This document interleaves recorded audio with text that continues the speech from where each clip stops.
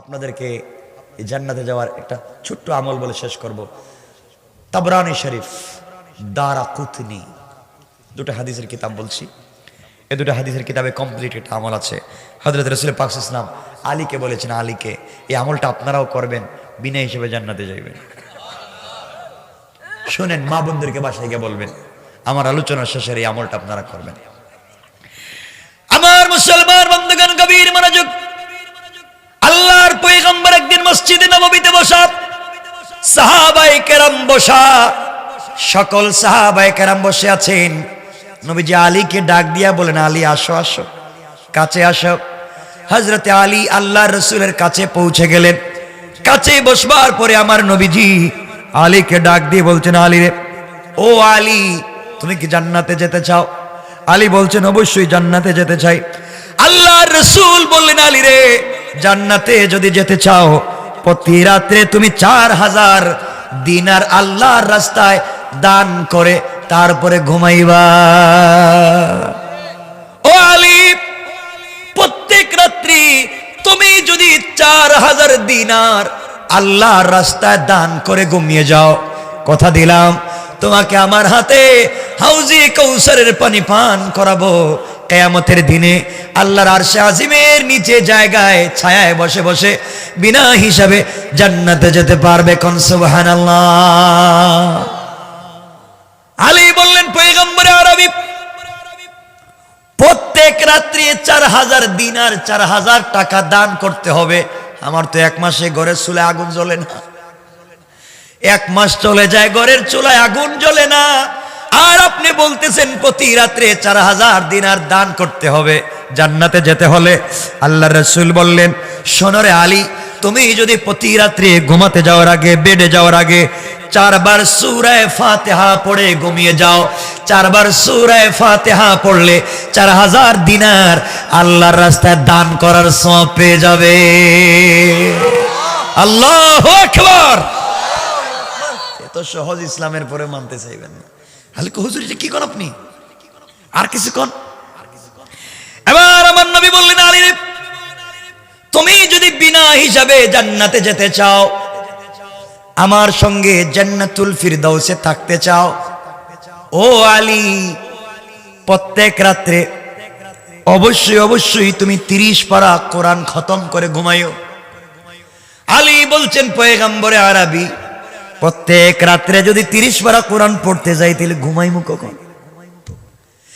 আল্লাহর রাসূল বলেন, আলী রে, বেডে যাওয়ার আগে 3 বার যদি সূরা ইখলাস বিসমিল্লাহ সহ পড়ে ঘুমিয়ে যাও, তোমার আমল নামায় আমার আল্লাহ 30 পারা কোরআন খতমের সওয়াব দিয়ে দিবেন। কোন সুবহানাল্লাহ।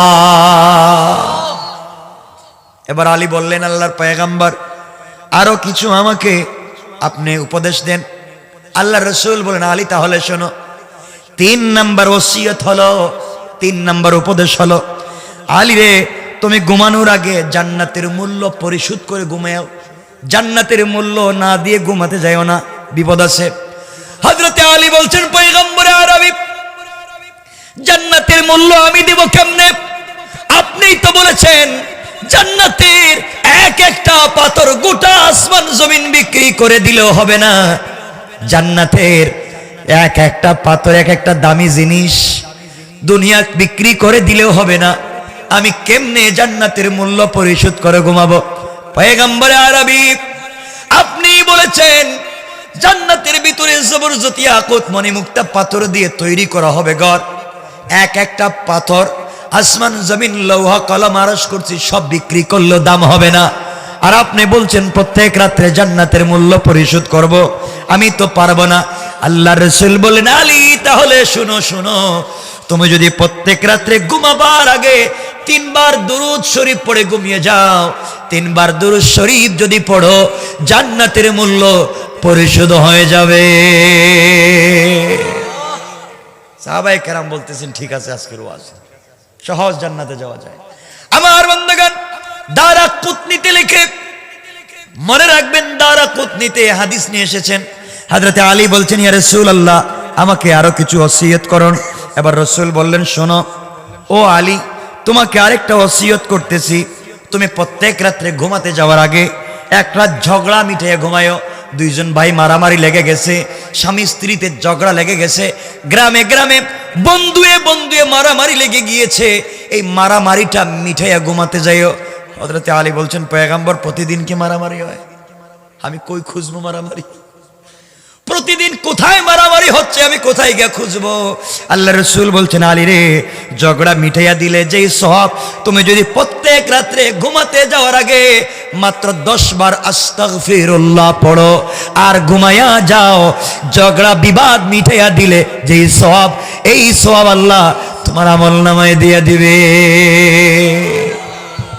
আল্লাহ রাসূল বলছেন, আলী, আমার 5 নম্বর উপদেশ, আমার 5 নম্বর ওসিয়ত, তুমি প্রত্যেক রাত্রে ঘুমাতে যাওয়ার আগে একটা মকবুল উমরা, একটা মকবুল হজ করে ঘুমাইও।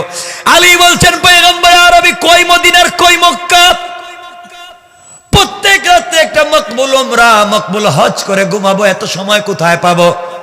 আল্লাহ রাসূল বলছেন, আলী, তুমি যদি প্রতি রাত্রে ঘুমাতে যাওয়ার আগে 4 বার কালিমায়ে তাওহীদ তামজিদ পড়ে ঘুমিয়ে যাও, একটা মকবুল হজ এবং মকবুল উমরা করার সওয়াব আল্লাহ তোমার আমলনামায় দিয়ে দিবে।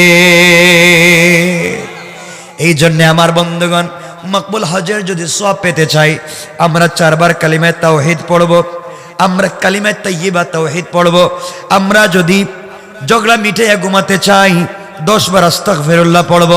জান্নাতের মূল্য যদি দিতে চাই, 3 বার দুরূদ শরীফ পড়ব।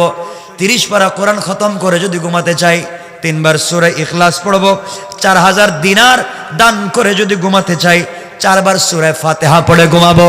এই 5টা কথা যদি মানতে পারেন, আল্লাহর রাসূল বলছেন, ফাদাখালাল জান্নাতা বিসালাম, ইন্তেকাল করতে দেরি হবে, দারুস সালাম নামে একটা জান্নাত রয়েছে, যেই জান্নাতে গোলামেরা থাকবে বসা, আল্লাহ থাকবে দাঁড়ানো। ওই দারুস সালাম নামক জান্নাতের ভিতরে আল্লাহ দাঁড়ায়া দাঁড়ায়া তার গোলামদেরকে সালাম দিবেন। ওই জান্নাতের ভিতরে আল্লাহ আমাদেরকে পৌঁছায় দিবেন। পড়েন সুবহানাল্লাহ। পারবো তো ইনশাআল্লাহ? ইনশাআল্লাহ। সবাই বলেন ইনশাআল্লাহ। ইনশাআল্লাহ। আল্লাহ আমাদের সবাইকে কবুল